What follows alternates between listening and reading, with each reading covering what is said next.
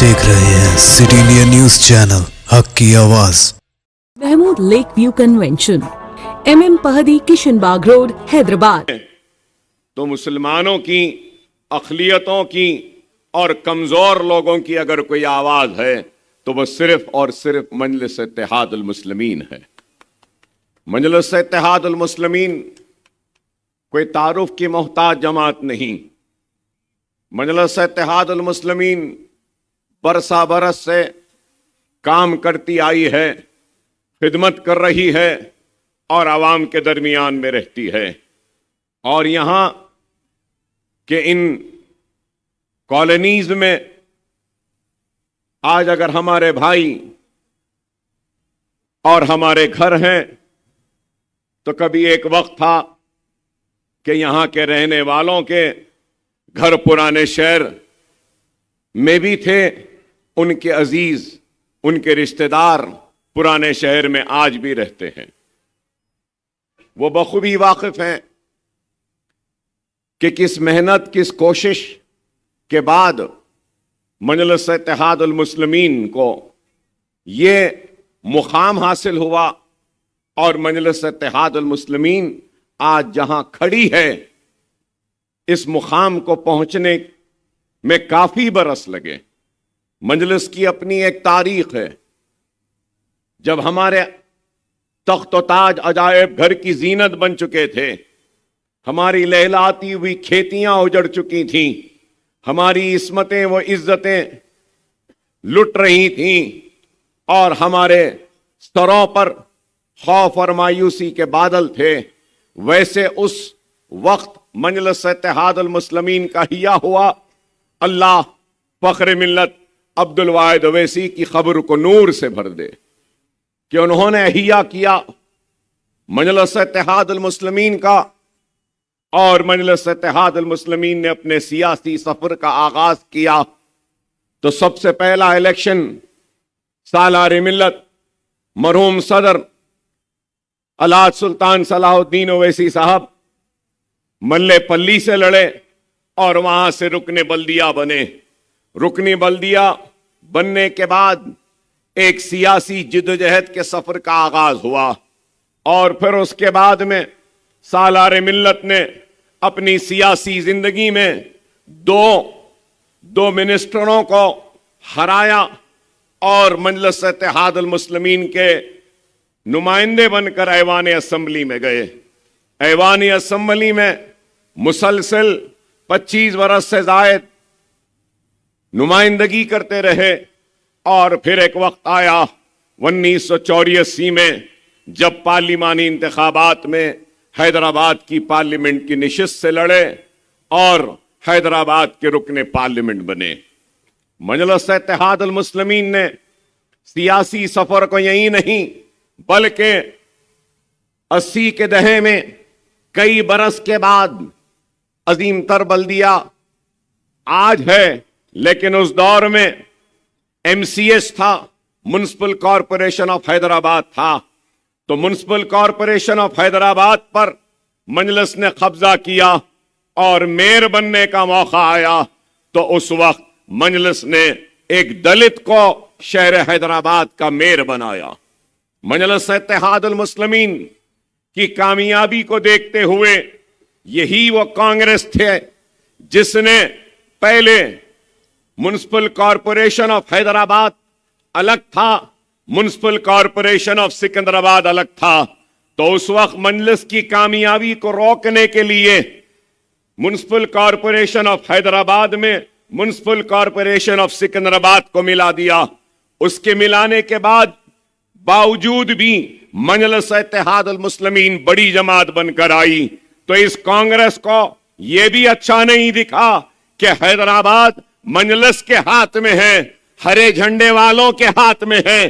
तो उन्होंने फिर क्या किया, GHMC बनाया, ग्रेटर हैदराबाद म्युनिसिपल कॉरपोरेशन, और फिर बड़े बड़े बल्दी हलके कर दिए और शहर के हुदूद को आगे बढ़ाकर मंसूबा और मकसद क्या था कि मजलिस को हैदराबाद की बल्दिया पर जो कब्जा है, इस कब्जे को रोकना और मजलिस इत्तेहादुल मुस्लिमीन के इख्तिदार को खत्म करना, ये इनकी साजिश रही। आज से नहीं बल्कि बरसा बरस से ये कोशिश करते रहे कि कुछ भी हो मजलिस के कदम आगे ना बढ़े, लेकिन मजलिस इत्तेहाद अल मुस्लिमीन आगे बढ़ते गई। मैं बताना ये चाह रहा हूं नौजवानों को कि मजलिस का जब अहिया हुआ तो उस वक्त भी हैदराबाद के कई बड़े बड़े लोग अखबारात सियाह होते थे मजलिस के खिलाफ और ये बात कहते थे कि क्या जरूरत है मजलिस इत्तेहाद अल मुस्लिमीन की, क्या जरूरत है मजलिस इत्तेहाद अल मुस्लिमीन की सियासत में हिस्सा लेने की, क्योंकि वो यही कहते थे कि ऑपरेशन पोलो और पुलिस सेक्शन में हजारों नहीं लाखों मुसलमानों के घर उजड़े, मुसलमान शहीद हुए, उनका कत्ल हुआ, इज्जतें लुटी, इस्मतें लुटी। क्या ये नाकाफी है?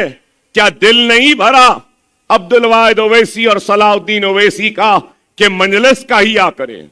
तो हमने उस वक्त इन आवाजों की परवाह नहीं की और इन आवाजों पर तवज्जो नहीं दी, मजलिस का ही आ किया और जलसे किए।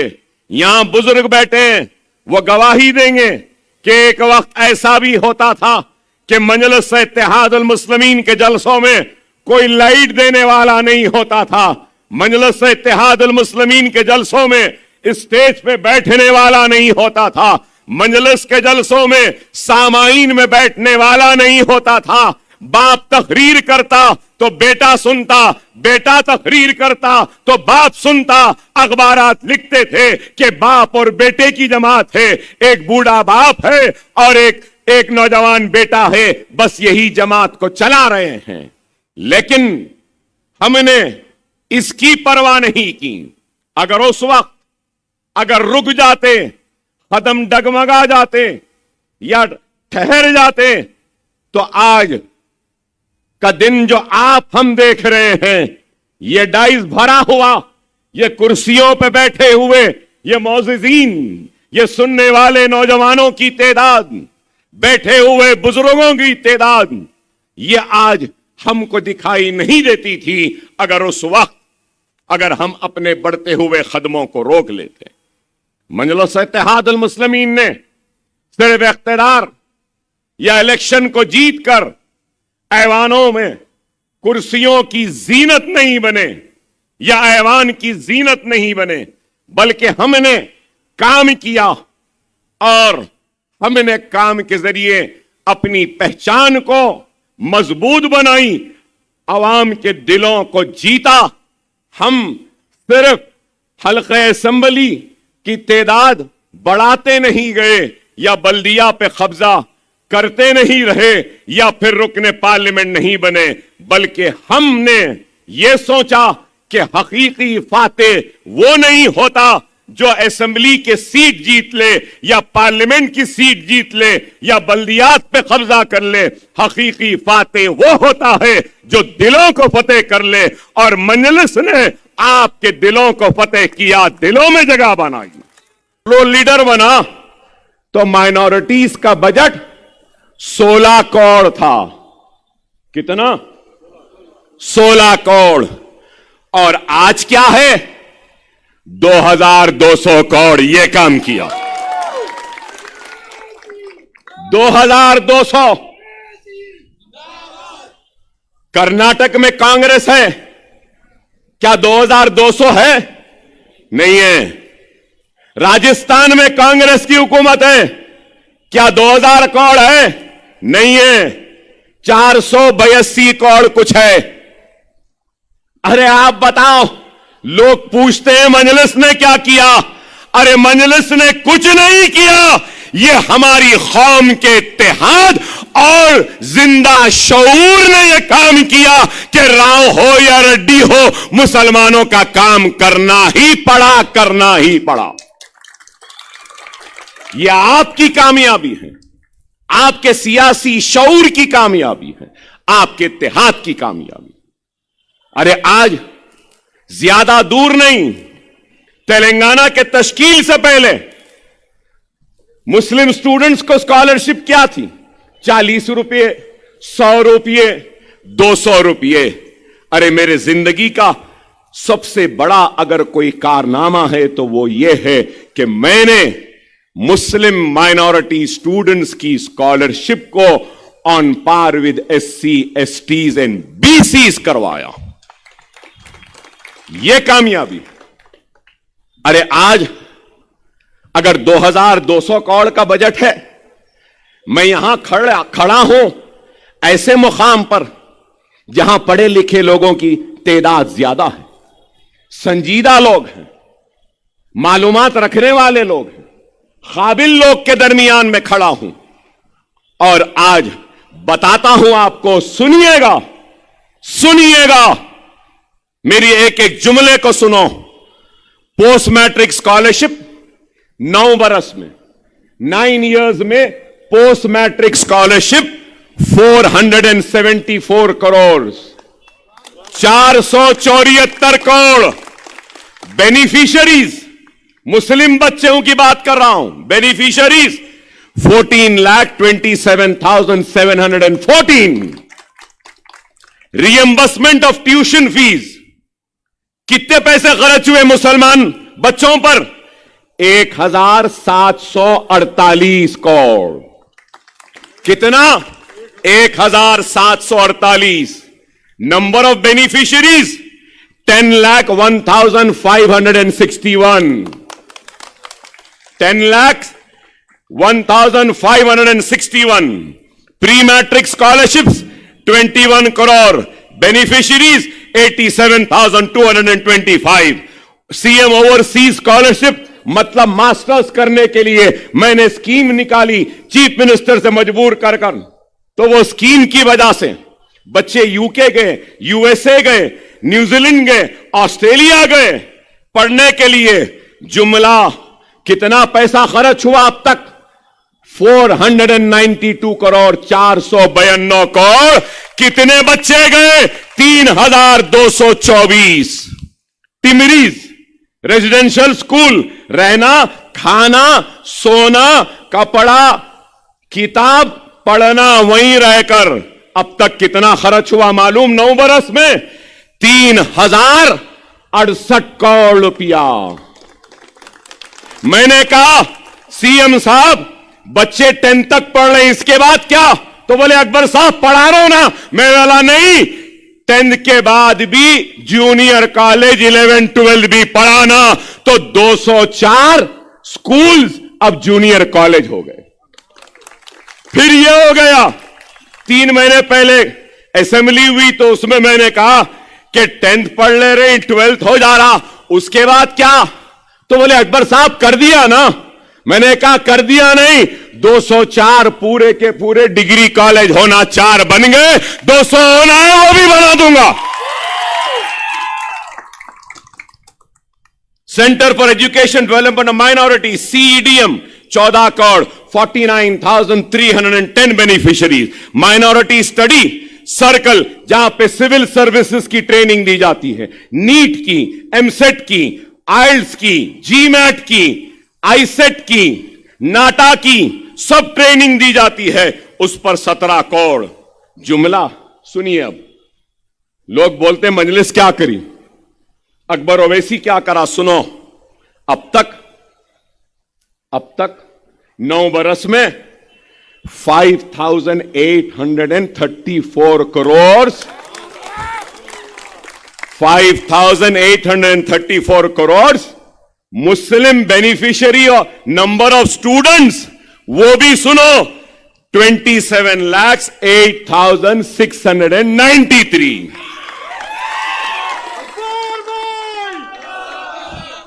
क्या ये काम नहीं?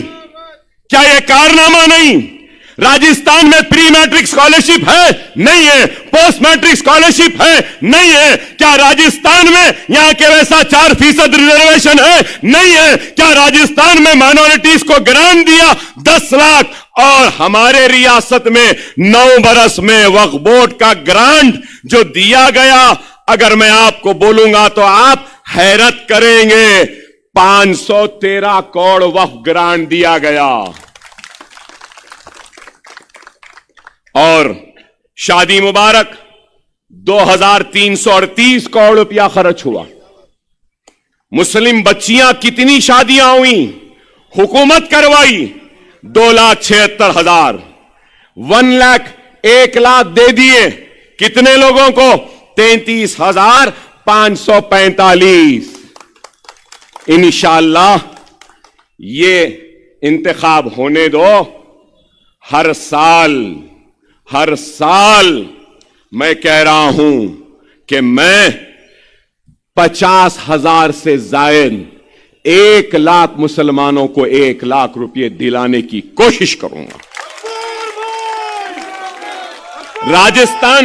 राजस्थान और कर्नाटक में क्या इमाम और मौज़िनों को तनख्वाह दी जाती है? वहां भी कांग्रेस है ना। ऐ कांग्रेस के पालकड़ों, बोलो, मेरी तकरीर का जवाब दो। कांग्रेस के गुलाम, बोलो, जवाब दो। अरे हम ये कराए इमाम मौज़िनों को कितने, पहले 10,000 थे, अब 17,000 इमामों और मौज़िनों को दे रहे हैं। 5,000 कांग्रेस ऐलान करी, 10,000 नहीं। 10,000 में अकबर अवैसी खामोश नहीं बैठेगा। अचली का पुजारियों को, पंडितों को 25,000 और हमारे इमामों को 10-12,000 नहीं, उनको 25 तो हमको भी 25। ये हम कराएंगे। अरे हम काम कर रहे हैं बाबा। आज सिर्फ इल्जाम लगाते हो, मजलिस क्या करी पूछते हो। अरे मैं बयान करते जाता हूं। राजस्थान में, कर्नाटक में भी इनकी हुकूमत है ना, है ना। उर्दू दूसरी सरकारी जबान है, यहां है ना। फिर बताओ मजलिस क्या करी, फिर पूछते हैं। आप बताओ कि मजलिस काम कर रही है। यहां आगे 7 टूम्स है ना, 7 टूम्स का रेनोवेशन हुआ नहीं हुआ? टूम्स खूबसूरत हुए नहीं हुए? कौन करवाए? मजलिस करवाई आगा खां फाउंडेशन के जरिए। क्या नहीं हुआ? और फिर गोलकुंडा के आगे उमूर मजहबी निजाम की जमीन है, वो जमीन को गवर्नमेंट से एक्वायर करके वहां पे शॉपिंग मॉल बना रहे हैं। टूरिस्टों को आने के लिए शॉपिंग करना, लाड़ बाजार नहीं, यहीं पे लाड़ बाजार बनाने का मंजूरी हमने हासिल की। ये शेखपेट है, शेखपेट के आगे 7 टूम्स का रास्ता है, वहां से ट्रैम जाएगी। ट्रैम हमने मंजूर करवाई। कहां तक? गोलकुंडा फोर्ट तक। ये चौखंडी है ना आगे, मालूम आपको चौखंडी कहां है? फिल्म नगर के रोड से जो आती है, रातों रात जमीन रोड में जा रही थी। कौन बचाए? कांग्रेस बचाई, आरएसएस का वो टिल्लू बचाया। अरे अकबर ओवैसी आके बचाया। आज वहां जमीन है। जानी मियां बोले ना कि जूनियर कॉलेज डिग्री नहीं है, इंशाअल्लाह वक्फ बोर्ड के जरिए वहां चौकंडी पे हम इमारत बनाएंगे, जहां पे हमारे बच्चे बच्चियों के कॉम्पिटिटिव एग्जाम का ट्रेनिंग का एक सेंटर बनेगा। कैरियर गाइडेंस का एक सेंटर बनाएंगे हम। अकबरुद्दीन अवैसी, हम ये चाहते हैं। अकबरुद्दीन अवैसी, हम ये करना चाहते हैं। अरे पूछते हैं क्या किया? अरे पहली मर्तबा उर्दू दूसरी सरकारी जबान बन गई। हर दफ्तर में उर्दू दरखास्त लेना, ऑर्डर निकाले। मुतरज्जिम को रखा कि उर्दू में दरखास्त आई तो तर्जुमा करने वाला होना। सरकारी महकमे में उर्दू के चलन के लिए दरखास्तें उर्दू में ले ली जाएंगी। रिश्ते तो अल्लाह की रजा से होते हैं। वो रब जो सब पर मेहरबान है और इन लम्हों को खूबसूरत बना रहे हैं महमूद लेक व्यू कन्वेंशन, जहां आपके तमाम यादगार लम्हों की तकमील होती है। शादी, वलीमा, engagement party, birthday party, kitty party, anniversary parties, हकीका जैसे फंक्शंस के लिए महमूद लेक व्यू कन्वेंशन से जुड़े। जदीद और फुली एयर कंडीशन 200 से 800 मेंबर के लिए वासी इंतजाम। खूबसूरत लेक व्यू का नजारा लें महमूद लेक व्यू कन्वेंशन से।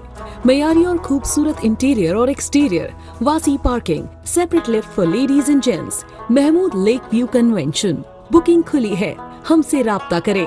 MM Pahadi, Kishan Bagh road, Hyderabad.